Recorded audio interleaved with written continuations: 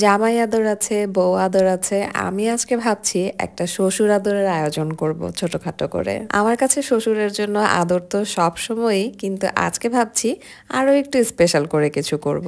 সেই সাথে আমার ভাগ্নির নতুন সংসার শুরু হতে যাচ্ছে, তারই প্রিপারেশন চলছে পুরো দমে আমাদের বাড়িতে। তারই কিছু অংশ বিশেষ থাকবে আজকের ভিডিওতে। সকাল সকাল চিয়া সিডসটাকে ভিজিয়ে রেখে দিলাম। অনেকেই সকালে ঘুম থেকে উঠেই চিয়া সিডস খায়, কিন্তু আমি দেখা যায় যে ব্রাঞ্চের সময় চিয়া সিডসটা খাই, তো এর জন্য ভিজিয়ে রেখে দিলাম। আর শুক্রবার দিন সবাই বাসায় থাকে, তো সবাই মিলে একটু চাটা না খেলে হয় না। সকালবেলা সবার জন্য নাস্তায় রেখেছিলাম রুটি আর গরুর মাংস। আর আমি নর্মালি সকাল সকাল ল্যাপটপের কাজটা সেরে নেই, কারণ পরে ল্যাপটপের কাজগুলো করা যায় না মানহার জন্য।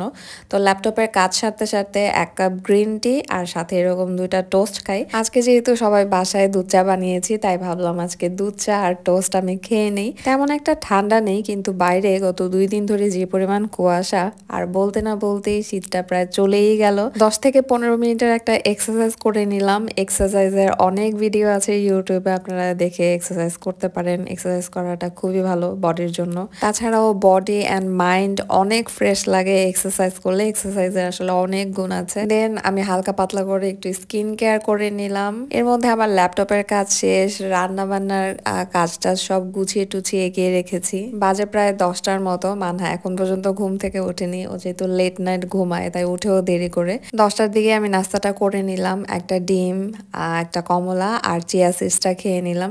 আসলে সকালবেলা 1 কাপ গ্রিন টি সাথে 2টা টোস্ট বিস্কিট খাওয়ার পর না তেমন আসলে নাস্তা করতে ইচ্ছা করে না, পেটটা অনেকটা ভরাই থাকে। তো খুবই লাইট নাস্তা করলে আসলে হয়ে যায়। অন্যান্য দিনের তুলনায় আমার কাছে মনে হয় শুক্রবার দিনটা অনেক বেশি ছোট, খুব তাড়াতাড়ি শেষ হয়ে যায়, তাই খুব তাড়াহুড়া লেগে যায় আমার সবগুলো কাজ শেষ করতে। তো রান্না বান্নায় চলে এলাম। তো আজকে ভেবেছি সবজি, বিভিন্ন ধরনের সবজি একসাথে মিক্স করে ভাজি করব। আর আগে গরুর মাংস রাখা ছিল, সেই গরুর মাংসটা দিয়ে ভাজিটা মিক্স করে রান্না করলে না এই ভাজিটা খেতে অনেক বেশি মজা লাগে। আগের দিন কিছু সবজি সিদ্ধ করে ফ্রিজে রেখে দিয়েছিলাম, সেগুলো এই ভাজিটাতে অ্যাড করে দিলাম। তারপর গরুর মাংসটা অ্যাড করে দিব। ব্যাস ভালোভাবে মিক্স করে নিলে ভাজিটা থেকে কি সুন্দর একটা গ্রান যে আসে, আর খেতে তো অনেক বেশি মজা। গরুর মাংস 1 দিন 2 দিন খাওয়ার পরে যেটা বেঁচে যায় ওইটা দিয়ে আসলে আমি এরকম ভাজি টাজি করে ফেলি, অনেক মজা লাগে। আর এই বটটা আমাকে আব্বু এনে দিয়েছিল অনেক দিন আগেই, এটাকে কষিয়ে ভালো মতো রেখেও দিয়েছিলাম ফ্রিজে মোটামুটি অনেক দিন। এটাকেও আজকে খাওয়ার প্ল্যান আছে। অন্যান্য দিনগুলোতে মানহাকে নিয়ে দেখা যায় একটা তরকারি রান্না করতে কষ্ট হয়ে যায়, তো শুক্রবার দিন চেষ্টা করি একটু বেশি আইটেম রান্না করে সবাইকে খুশি রাখার জন্য। তা আজকে ভাবছি মোটামুটি অনেকগুলো আইটেম রান্না করার চেষ্টা করব। আমার জামাই গতকালকে পুঁটি মাছ এনেছিল, পুঁটি মাছ আমার অনেক প্রিয়, তো এগুলো তাড়াতাড়ি করে কাটিয়ে টাটিয়ে রেডি করে রেখেছি, আজকে রান্না করব। সাথে এই মাছের মাথাটাও নিয়ে নিয়েছি। মাছের মাথাটা আমার শ্বশুর এনেছিল, বেশ অনেক দিন হয়ে গিয়েছে, অনেক বড় একটা মাছ এনেছিল। তো এটাকে আমি রেখে দিয়েছিলাম যে এটাকে আস্ত ভুনা করে তারপরে তাকে খাওয়াবো, কিন্তু সময়ই পাচ্ছিলাম না। এর মধ্যে শ্রীমঙ্গল ট্রিপেও গেলাম, তারপরে আসার পরেও রান্না করব করব করে করা হচ্ছিল না। 2 চুলায় একসাথে রান্না বসিয়েছি। একদিকে বটটা প্রায় হয়ে গিয়েছে, এর মধ্যে ছোট ছোট করে একটু আলু আর কাঁচামরিচও দিয়ে দিলাম। এর মধ্যে ছোট্ট করে ব্রেক নিয়ে আমি মাঝখানে একটা কলা খেয়ে নিলাম। 11টা 12টা বা 1টার দিকে আমি ছোট্ট করে কিছু একটা খেয়ে নেই। মাথাটা দোকান থেকে কেটেই নিয়ে এসেছিল, তো দোকানদাররা তো আর জানতো না যে আমি আস্ত মাথা রান্না করব, তো তারা 3 টুকরা করে দিয়েছিল।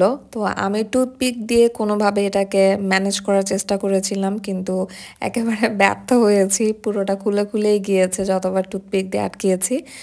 যাই হোক, কি আর করা, এটাকে কোনোভাবে আমি দেখা যাক কি করা যায় আর কি। আমার জামাইয়ের আবার এই শখটা বেশি, যে বড় আস্ত মাথা একসাথে ভুনা করে সামনে দেয়া খাওয়া, এই শখটা তার আবার বেশি। সেই আসলে বারবার বলে যে বড় মাছের মাথাগুলোকে এভাবে ভুনা করবা, আস্ত রাখবা, এই সেই।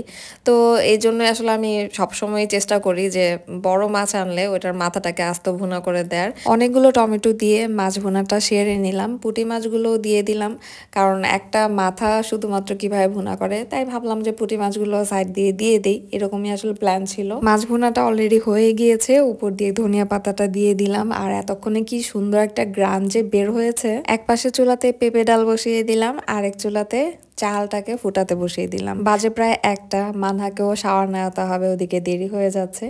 আমিও শাওয়ারটা নিয়ে এলাম। আস্তে আস্তেই দেখি যে চালটাও ফুটে গিয়েছে, আমার পেঁপে ডালটাও রেডি হয়ে গিয়েছে। অনেকদিন ধরে আম্মুর বাসায় যাওয়া হয় না, তাই ভাবছি আজকে বিকেলবেলায় আম্মুর বাসায় যাব। খালি হাতে যেতে মন চাইছিল না, মন চাচ্ছিল নিজের হাতে কিছু একটা রান্না করে নিয়ে যাই। তো এখন আমার কাছে খুব শর্টকাট একটা রেসিপি হচ্ছে গিয়ে এই পায়েসটা। ভাতের চাল দিয়ে পায়েসটা করছি আজকে। গরুর দুধ দিয়ে দিলাম ফোটার পরে, আর সাথে দিয়ে দিলাম কিছুটা গুঁড়া দুধ আর কিছুটা লবণ। গুঁড়া দুধটা দিলে না খুব সুন্দর একটা গ্রান আসে, একদম মাখা মাখা ঘন হয়, খেতে বেশি মজা লাগে, দেখতেও বেশি মজা লাগে। আর সাথে তো দিয়ে দিলাম নাটোরের গুড়, গত বছর আনিয়েছিলাম নাটোর থেকে।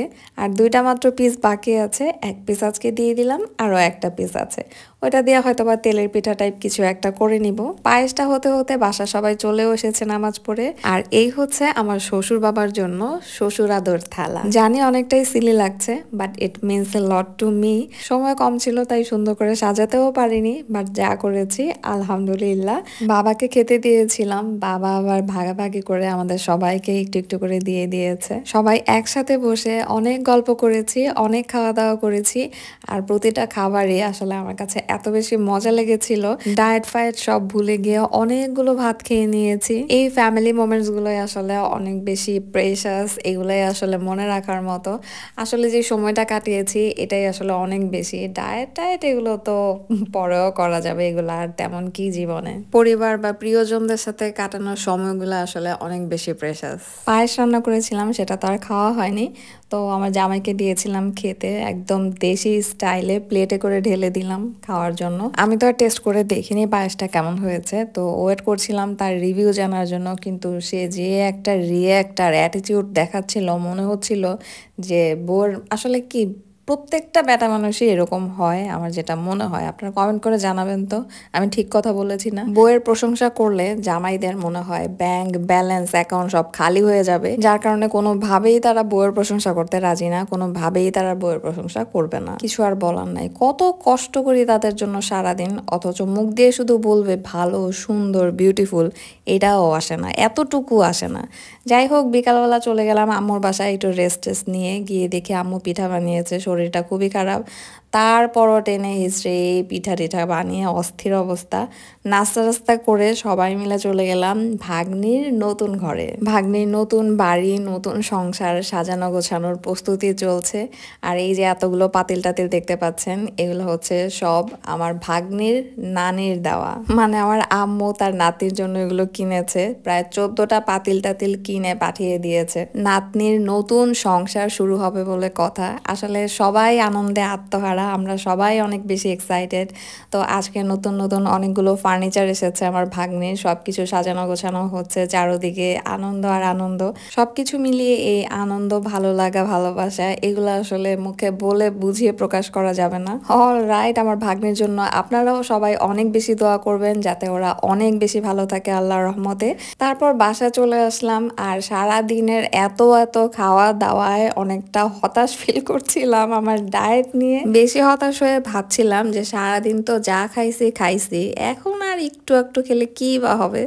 তাই একটা পরোটা ভেজে নিলাম, সাথে বট আর সবজি। বাসায় ফেরার পথে আম্মু দিয়ে দিয়েছে কুমড়া শাক। যতদিন আম্মুর কাছে কুমড়া শাক ধরবে আমাকে দিতেই থাকবে। যে জিনিসটা আমি পছন্দ করি সেই জিনিসটা আম্মু সব সময় রেখে দেয়। অ্যান্ড আজকের মতো আমি এখান থেকে বিদায় নিচ্ছি। যদি কিছু ভালো লেগে থাকে please do like, comment and subscribe.